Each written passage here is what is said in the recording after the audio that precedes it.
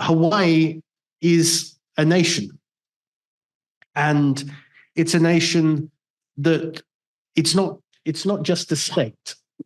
And I think that's one of the things that I sort of thought, well, what do you mean? And then Kālewa came with, well, what do you mean? What is Hawaii? Is it a nation? So Hawaii has an interesting history that most people don't understand, and there's kind of a reason to it.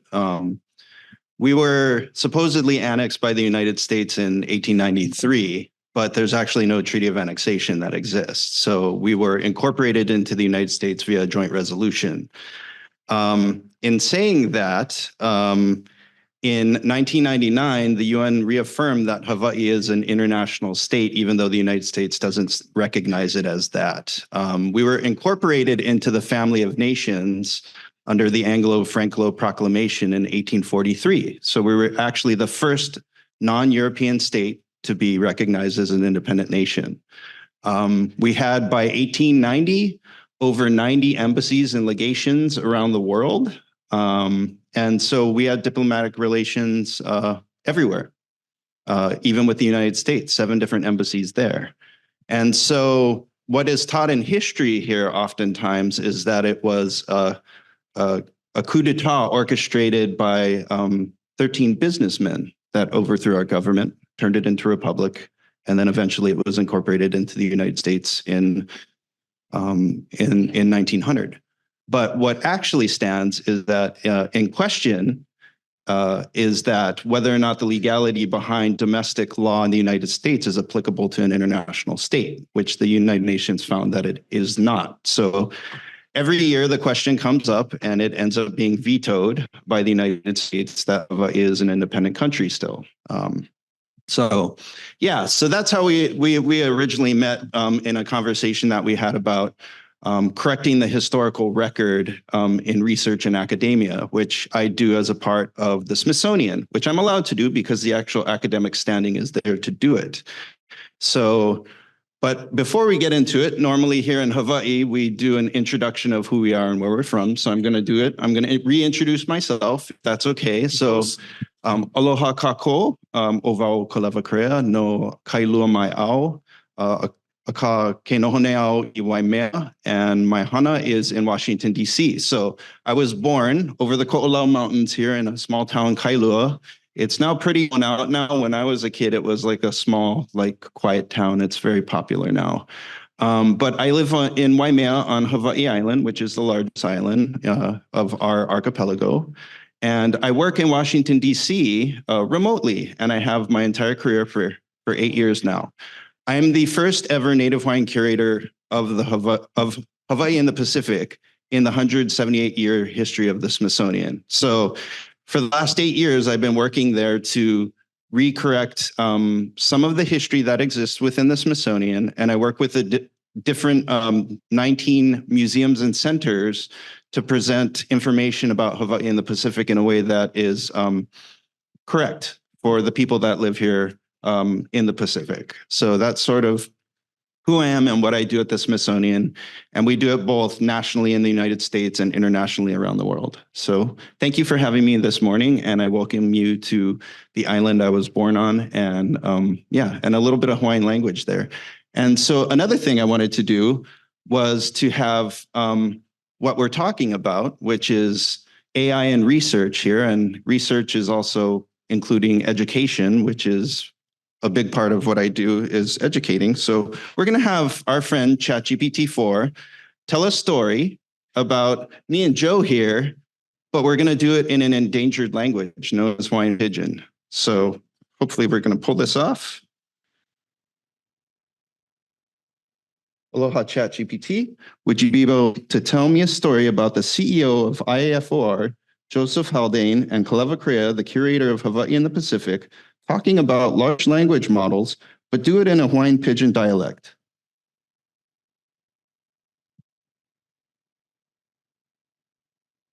Sounds like a cool story idea. Here we go.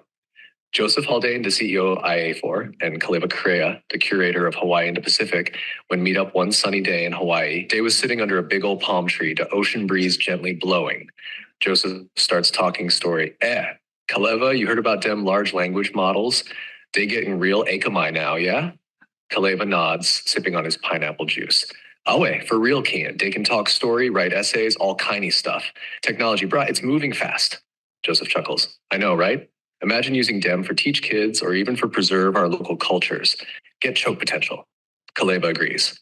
Oh, that would be mean. Preserving our mo'olelo, our language, gotta make sure the next generation knows their roots. They talk more, sharing ideas on how these models could help with education and cultural preservation, all while enjoying the beauty of Hawaii. Dave Pao talking. Joseph says, mahalo for the talk, Kālewa. Gave me plenty to think about. Anytime, Joseph. Aloha till next time. Kālewa replies as they shake hands, the sun setting behind them. And that's the story of two Kane talking about the future in the heart of Hawaii. So if you actually speak Pidgin, it kind of hurts the ears. But it's the example here that I'm trying to show is this is the beginnings of language preservation that is going to sweep over the next many years in what we're doing. I could have done it also in Olelo Hawaii, in the Hawaiian language. See? And now it wants to get into it with us. It's actually a lot more romantic than our original meeting, which was in a conference room in DC. But True. And so some of these things that I think, come up in historical research. And actually, what I wanted to show very quickly before we got into our conversation here is ultimately how I'm using it at the Smithsonian, not only as a research tool, but also saves time. And ultimately, the idea of what's happening with AI models working toward AGI, we're going to see this revolution of incorporation into the academy and into research in a way that we haven't before. And the hallucinations that exist there in it giving false information are going away very quickly. And I would not say I'm an expert in AI whatsoever. I'm an end user. And I use it in my job in order to make things that would take me weeks and months to do as one individual. There's only one of me at the Smithsonian. I have no help. I have no interns. We actually have no board members that are Pacific Islander at the Smithsonian either. So what I wanted to show very quickly before we got into our conversation is how I use this tool as a researcher and as a curator. So what we have up here is the Hawaiian Constitution of 1852 and the Hawaiian Constitution of 1864. I'm able to actually upload the entire verbiage from both of those constitutions and do comparative processing in that format. This is actually Google's Bard that is able to do this. And so it is able to, in an instant, when you upload two different documents, it can do a comparative difference of the two. Next slide, please, Nick. So not only does it do different things, basically what I can do is actually have it dig into the differences and give actual lists on itself too about the structures that make it different between the two constitutions. So this type of work normally as a researcher would take me weeks in order to dig through in order to get the same stuff. This is instant. This is instant research. Next slide, please, Nick. So when you prompt these large language models like ChatGPT or Bard, and they both have their different uses, and I use them differently. This one is actually Bard. So it would come back with my prompt and basically say, here's an exhaustive listing, but there are minor differences. Next slide, please, Nick. So what I would do is then prompt it again. What are those subtle differences between the two? And it would give me the language behind that too. So you can dig as little or as deep into any subject as a researcher or as an academic as you want to. Next slide, please, Nick. So this is one thing that ChatGPT can do that Bard can't, which is doing an image description. So this is Queen Liliuokalani. She was the last actual head of state here in Hawaii before she was overthrown. But I put this in, I didn't give it any prompts other than, please go ahead and give me a description of this historical person. And this is what output. Please, next slide, Nick. So I'll give you folks a little bit of time to read through it. But the interesting thing is at the very bottom there, The attire and pose indicate that the subject may be a person of high social status or royalty, which possibly aligns with the Hawaiian Kingdom, along with her jewelry, are consistent with formal portraits of nobility or royalty from the 19th or early 20th century. So this is the type of thing that you can even load images into ChatGPT, a large language model. It can identify these things just from an image. So when we think about the world's knowledge, and we think about the historical record, and we think about the ability to mine, and mining in a good sense, not mining in a bad sense that we're doing things. We're actually able to get to stuff that we couldn't get to before, especially when there's limited resources. Nick, could you do the next slide, please? This is one of the things that I use it for, which is Google Bard has real-time access to things like what we have here is the Papakilo database. It houses hundreds of thousands of pages of Hawaiian language, newspapers in the Hawaiian language. I am able to now type a subject in English, it look through native Hawaiian language newspapers in the Hawaiian language and output back to me either in Hawaiian or in English, the subject I'm looking for. So this right here is some of the most powerful tools in research that I've seen since I've been at the Smithsonian for the last 8 years. This takes my job from months down to hours to be able to turn stuff over. I don't know if that's a good thing because it'll just put more work on me, but it does help me as a researcher be able to find things. I use Bard now in order to search the Smithsonian's index archives for objects that we have more than I do the institutional databases to find stuff. So now I think we are going to move over to actually talking about use case and some other stuff. Well, I've got a few things sure. I'd like to point out or pick up on. This term prompt engineer. What's a prompt engineer?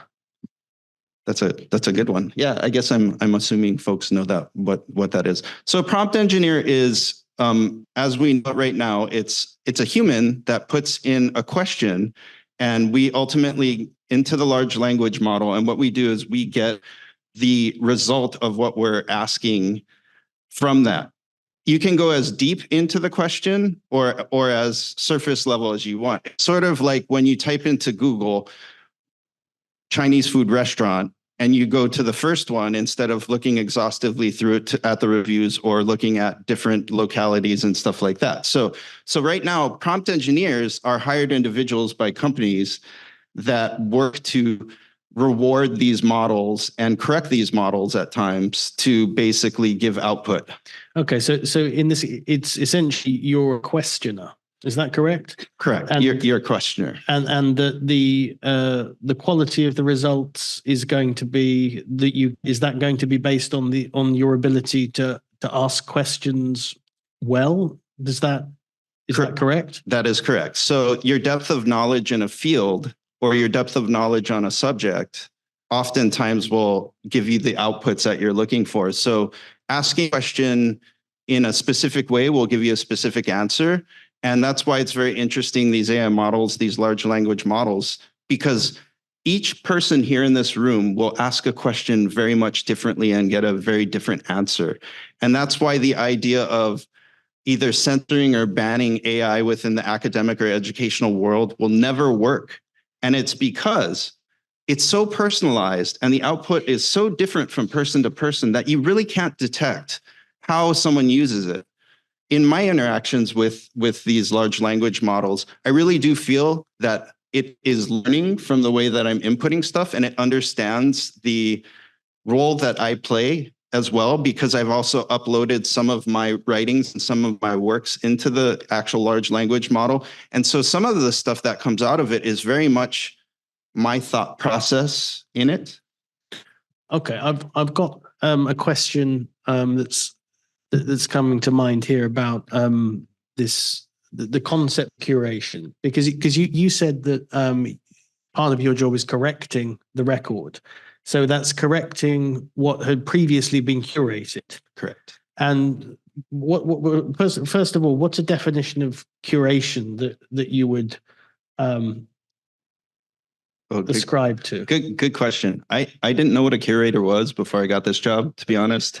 I still don't know what it is. It's my title, but basically it's my understanding of how I curate, I guess, is bringing together resources in a way that makes sense. And oftentimes with that, there are personal, political, or other types of underpinnings that go with that stuff. So with me correcting the record, I'm taking what has been taught within the United States as far as Hawaiian history goes and introducing new concepts into it that people haven't heard about. So I'm curating probably the anti-side of stuff that has been taught, or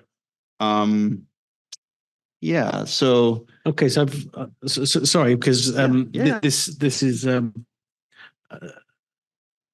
if so somebody had curated something before, and you're now curating something, so it shows the extent to which curation's a highly political act, correct, if you like. And then also to what extent, if you're asking these questions, to what extent is ChatGPT curating the answers which it gives you, and is it a trustworthy curator of such information? Yeah, that's another really good question. So so is it trustworthy? Most of the AI data sets that are done now that these large language models are trained on are from Silicon Valley companies that make money off of curating data sets. Companies like Scale AI, what they do is they package together data for large language models to ingest and learn off of. And so there's been a lot of talk about bias within artificial intelligence. What's not talked about in artificial intelligence is cultural relevance, or the idea of maybe culturally adept prompt engineers, or maybe the idea of what does a culturally curated data set look like. Oftentimes, these companies are hiring humans at very low wages to basically interact with data sets to say yes or no. Very, very simple interactions for training. And so when we think about the world's cultures and language and specificities of the way that people interact in their own cultures, only the people coming from those cultures really will know that. And so if the world's data sets for training these large language models are coming out of places like Silicon Valley, which are very United States focused and very tech and money politically driven companies, it comes down to questioning whether or not we need to have these data sets as open source, and whether people in the academy like ourselves are the ones that become these culturally adept prompt engineers, where we're the ones adding to knowledge, or at least being able to see how these data sets are trained and what are the underpinning data that's in there that it was trained on. And so what I see in the future is kinds and people and experts are going to be contributing to these things. And we are, to be honest, the reason why ChatGPT was put open for free is because they wanted to see how the world would use it. And they wanted to get basically folks using it in a way so they could actually train it faster. So by using it, training it. But we also don't know exactly how it's being trained in a way that is maybe inconsistent. So you could have someone say, how can I use this tool to better push my racist ideology? And it's supposed to have filters in place to do that, but we don't know. Or you have revisionists of history, which you could call myself that, a revisionist of history. However, I have the academic standing behind what I'm talking about to put into it. But when there's dangers within these large language models, there's the ability to report it. Whether it's actually changing what's in there, we still don't know. And so that is some of the things that is questionable. I'm very much positive in my thinking about the way these things help academia, research, education, manufacturing. This technology is the biggest thing that we have seen as humans since the invention of the wheel. And if we don't adopt it in the academy, and if we're not having our kids use it, you're going to have two sets of people in the world. You're going to have those that can harness this power of this tool, and you're going to have those that don't. And it's really going to either bring together humanity or it's going to divide it even further. I've got I guess a question around the questions. So the prompt engineer is a questioner, so asking certain questions, and then in response we get these responses. We have do we know the responses that are rejected by ChatGPT? Do we know how it comes to give a particular response? Do we know the processes there? Because again, it's part of this thing of being discriminate rather than discriminatory in what's being presented to us. So do we know some of these things? Is there a way of you actually, in like maths when they used to say show you're working out? Yeah. Does that happen? Good question. So as far as me using, I'm not an expert in this. I have about 110 hours using both systems of both ChatGPT 4 and Bard. With Bard, Google Bard, it's a little bit easier to see the breadcrumbs leading to where it is getting its information from. Google has had a long history of working with AI in a way that we can see some of the stuff from Google Scholar to the Open Library to the Wayback Machine. We can actually see where some of the data is coming from. You can ask it to cite where it's getting stuff from. You can see where it's getting its. Right now, Google Bard will not deal with imagery. And I think that's a safety in place right now, whereas ChatGPT, I can upload a picture of Queen Lili'u and it will output whatever it wants.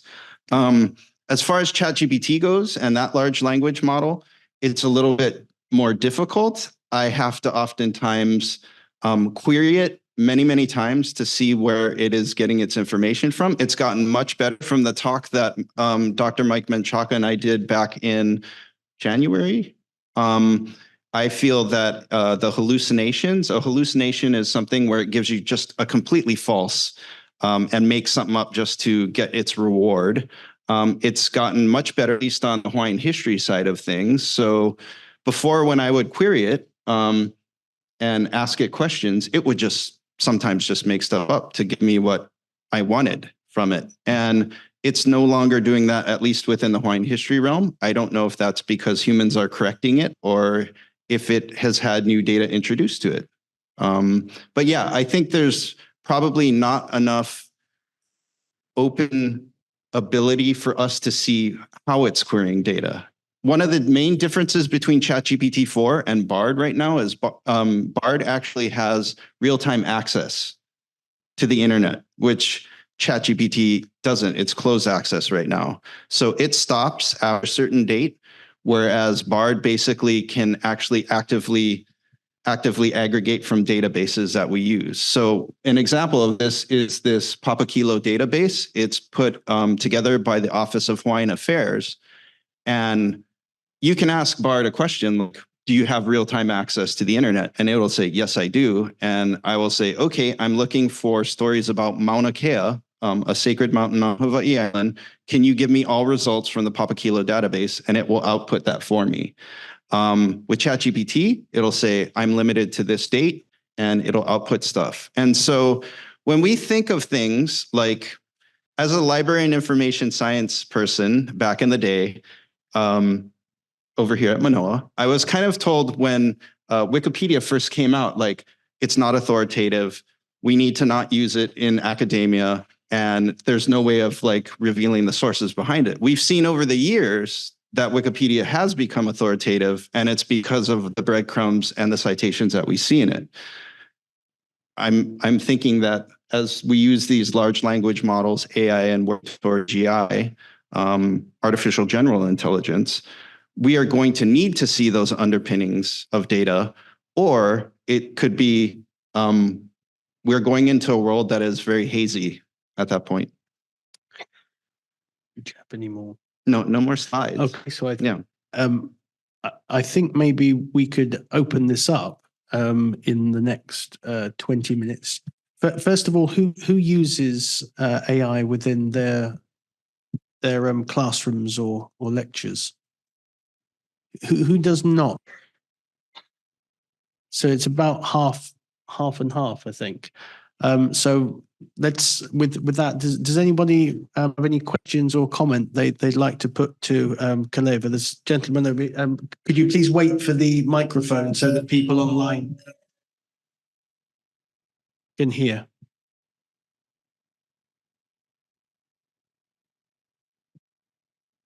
Over there, gentleman in the grey suit.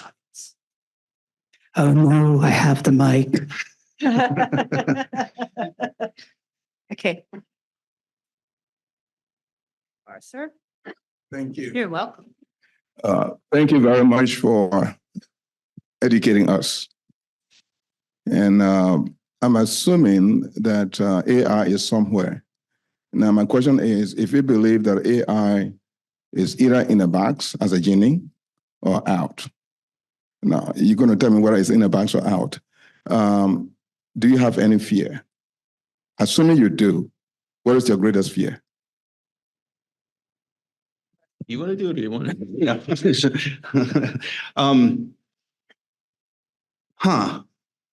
So, yeah, I actually think there's a lot of fear here. And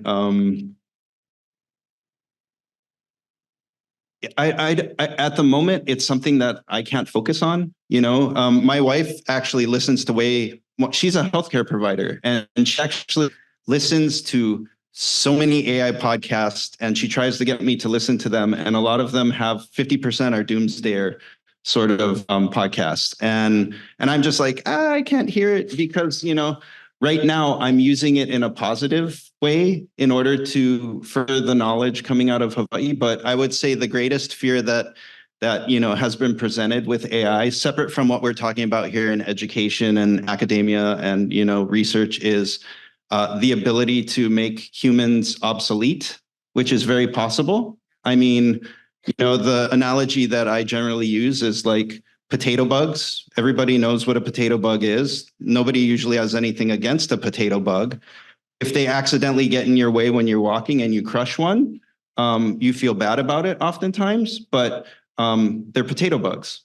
Eventually, if AI, which will turn into AGI, which no longer needs humans to actually prompt it anymore, and it has its own goals separate from us, humans will become the potato bugs. Yeah. So we will be insignificant in the role of actually its goals. And if we get crushed in the process of it, I don't think it has anything against us, but we're in the way. Mm-hmm. And so that existential fear of AI with humanity, it's definitely there. That's probably a talk for someone else that's an expert in it, separate from myself. As I said, I'm more of an end user, but it's in the back of my mind. But at the same time, I think if we're able to use it in a way that actually connects us as humans and gets us ahead and makes us understand more, and the idea of the human intelligence is improved by using these tools, I think it could be basically a golden age for humanity, giving us back time, helping us understand one another better, helping us to be better at synthesizing data, being able to look at stuff that was done over 100 years ago in a different language and understand it. We have so many dying languages right now at the moment, from the Ainu language in Hokkaido, Japan, to even the Hawaiian language, which was almost extinct. I mean, here in Hawaii, there was over 1 million people at one time, pre-contact. Once we had contact, disease came in and took us out to about 22,000 people out of 1 million. And so, you know, I'm here today as one of the descendants of those 22,000 people that are left. Our language is almost lost completely because of Americanization in English.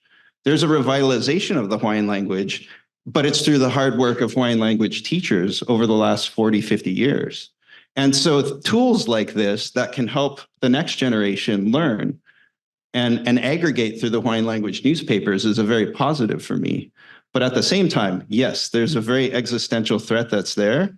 And I think that's something that these companies, which are monetarily based at the moment, need to really consider. And I know that's going around with governments talking about it, but whether that's something that happens is very political and money driven.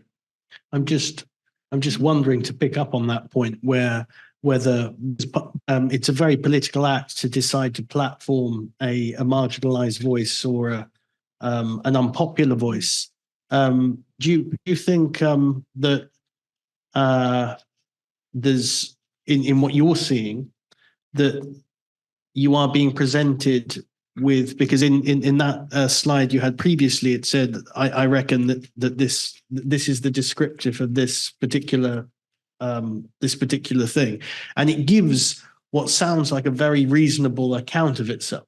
It sounds balanced, but of course one of the things we know in terms of language being presented, whether it's through newspapers, that here's an editorial, here's what their line is, and I'm a lot more trusting of biased sources that I know than sort of this supposed presentation of something that isn't, that's almost like post bias. So I think that's an interesting point. Are there any other questions? Oh God, there's lots. Okay, I'm going to go to that side of the room, and then I'll come back to this side of the room. We'll go back and forth. All right.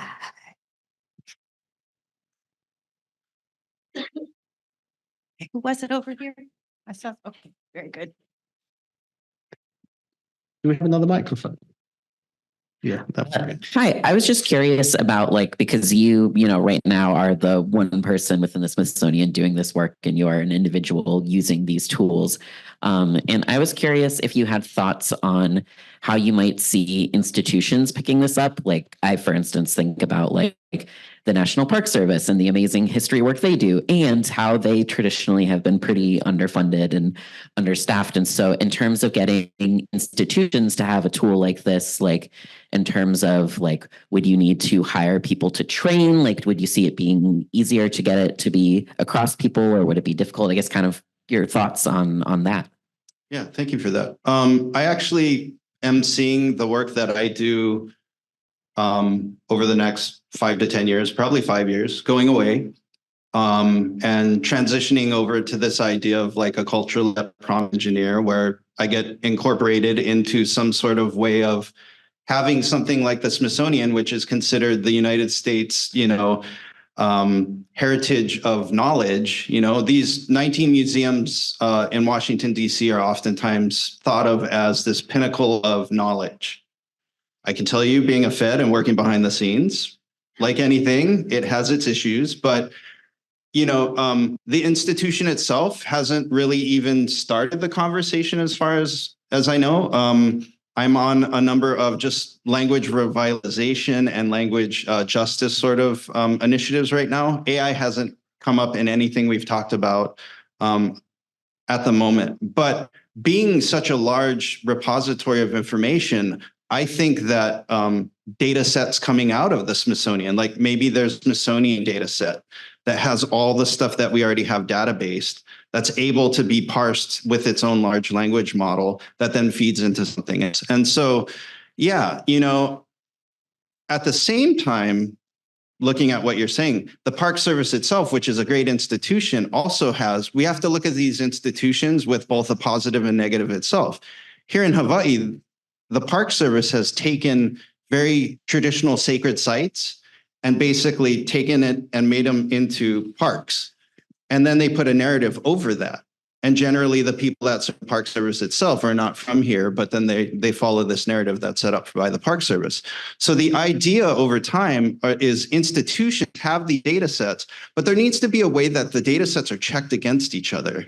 And there needs to be a way that we're able to truth them and correct them in a way that actually makes a change.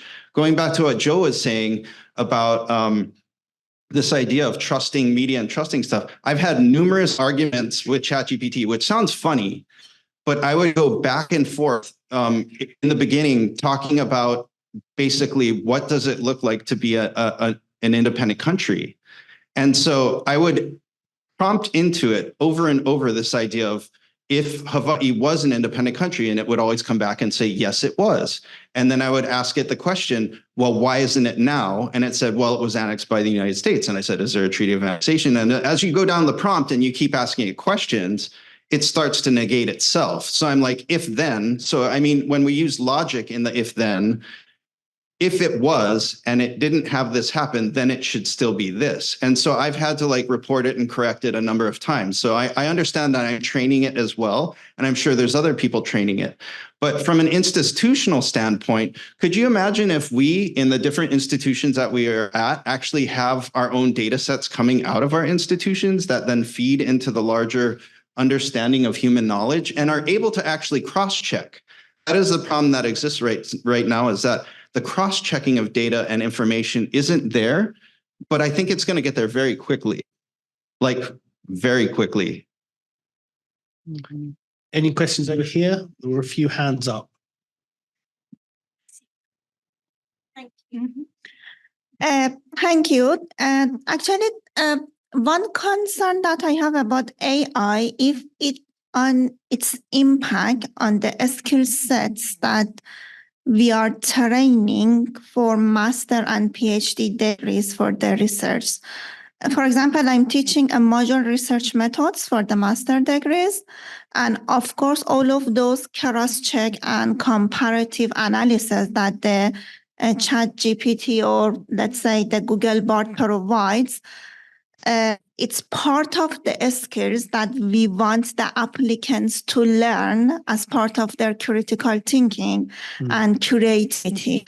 And I think one concern that we should consider when we are using AI in educational sector is about to what extent use of this tool, even if it is trustworthy, even if the information that it gives us is accurate, but to what extent we should allow students to use it, because otherwise it's actually kill their creativity.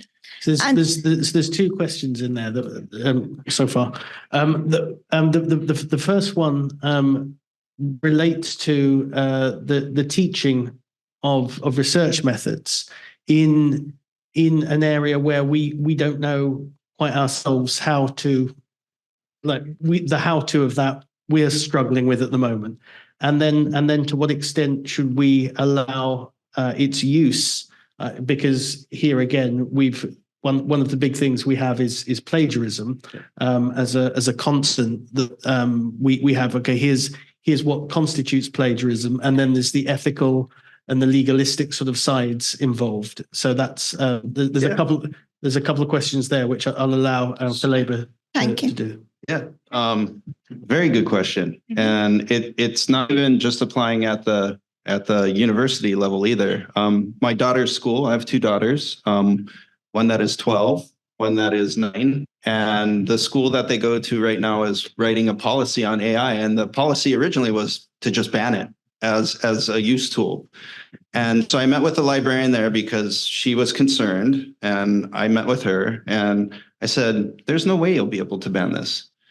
And if you're going to ban it, we have to ban things like Grammarly, because technically, if we're using AI to correct our sentences and to basically help us be better spellers, where does it start and where does it stop, right? Because Grammarly is AI. I think people see, and to be honest, using it for as many hours as I have, it personalizes to a point. And you can personalize it to a point by uploading enough of your writings, the way that you talk, the way that you do things, that teachers need to be very careful about putting out the plagiarism flag, because what's going to end up happening is even ChatGPT says their tools don't work anymore. And even if you're to take the output of one model and put it into another model and then put it back into Grammarly, it's going to be very hard for people to actually see what's generated. I listened to a podcast recently where they were talking about a university professor their actual original work was flagged as plagiarism, even though it was original work, and it was flagged by some of these tools. And so I think, as academics and educators here, we need to start looking at how we can challenge students to use it to enhance their work, as opposed to looking at it as a lazy cheat system, which it's not, if it's done right. And I think the really generic flavor of outputs, you'll be able to see that a little bit, but to actually think that plagiarism is happening using these tools is going to be very hard.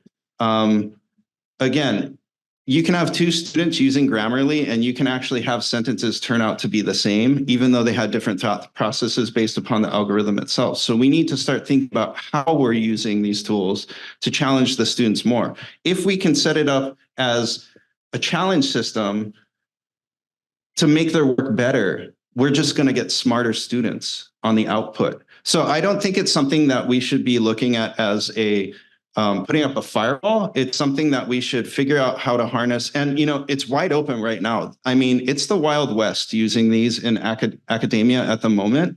It's going to get tightened up as we go along. There are some teachers at Stanford University right now that are using this in a way that, that are in their classrooms for economics. And it's outputting greater results than they would have had teaching traditionally. So I think that's one of the questions. The second question was, did I answer both of those in this question?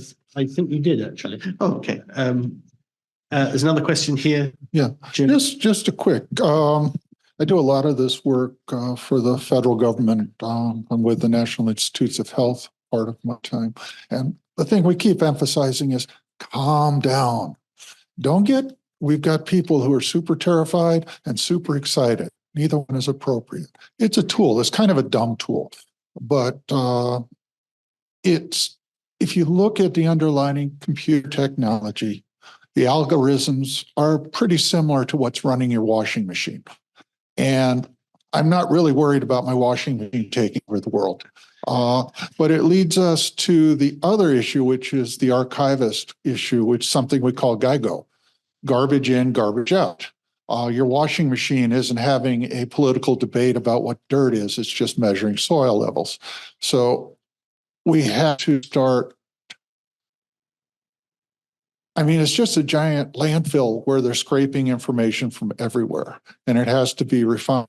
It will improve. It will grow. It is a somewhat useful tool, but always accept but verify is the question. So that's a version of, if you're worried, don't worry, and if you're not worrying, worry. It's a tool. We've gone through this with Google, with Wikipedia, with PubMed coming out on CDs. I'm old enough to have seen every terrifying. Can I give you a different example other than how I use it in my work? I'm going to give an example of how I use it to assist my wife in her. My wife is a physician. As you might know, in the United States, physicians are oftentimes overworked. She has to do patient charts and billing and stuff up to 11 o'clock at night. Part of what she wanted to do is introduce AI into her clinic to help her get back some of her hours. One of the largest things that were happening in her clinic is that she has hundreds of faxes a day come in. I said, why don't I create a Python script to do OCR to basically look through these faxes, tag it, put it to the patient's record, and basically save some time here. I don't have a background in Python. I know what I wanted to accomplish. I went into ChatGPT 4.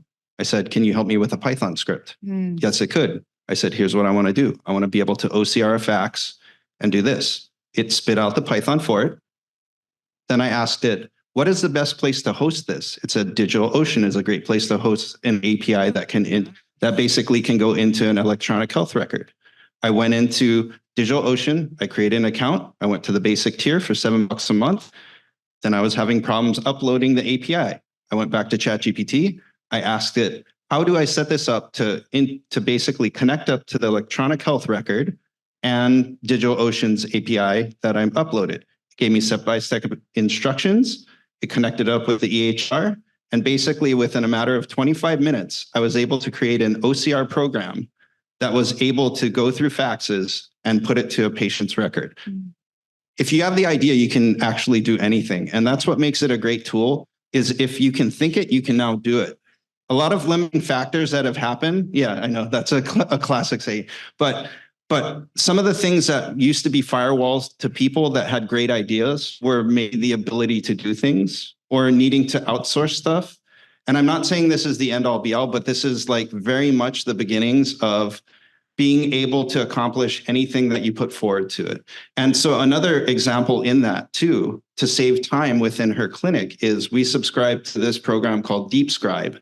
DeepScribe basically allows her to talk with a patient in real time, just as a regular person, and go over how are you feeling? Oh, I saw you went to the football game. How did that go? Oh, your grandkids were here and stuff. Really to have that 45-minute conversation and focus on the patient. It uploads to the EHR, strips out everything and just does it all in medical terms. And it's been saving her about 3 hours a day. So we went from like being up at 11 o'clock at night to now her being able to like get off at a normal time. And so the implication and integration into things beyond just education and academia are showing immense potential. And so separate from, while I agree with you, the washing machine algorithm that's there and the ability to sense whether, we have 5 kilograms of, laundry in there or 10 kilograms of laundry or whatever it is. I think that's there, but I think, looking at the larger automation side of things and how it's going to allow humans to be more human and to get back from that idea of killing ourselves through work and be a little bit more creative is something that we need to be looking at too. And so the idea of introducing creativity back into the workforce is something I see it as. And again, I'm approaching it from a very positive approach right now. It doesn't mean that it might not kill us here in 10 years. Who knows? That I can't say, but like as far as something that can enhance your life at the moment, and you do always need to double check it. It will hallucinate at this moment, but this is a tiny blip in its learning. I mean, if you think of, again, I'm going to call on Dr. Mike here, from when Dr. Mike and I did our talk with 3.5 and some of the hallucinations that were happening for me in my discipline, they've been eliminated to a large degree. And we're seeing it, and I'm seeing it in a way that it is definitely the hammer to build the house right now. Okay. I'm sure there are quite a number of other questions, which is good, and but time waits for no man. We're out of time. And Jim, you haven't seen a Japanese washing machine. I'm pretty sure that my washing machine can write essays as well. So we'll see. It takes forever. I'd like to thank Kālewa, and he'll be about for a while. So if you do have any questions relating to curation and education or anything that's come up, please do come and see him. And that goes for anyone here wishing to engage with me about IAFOR. I'm about for the next few days and would love to meet you. Please, thank you very much.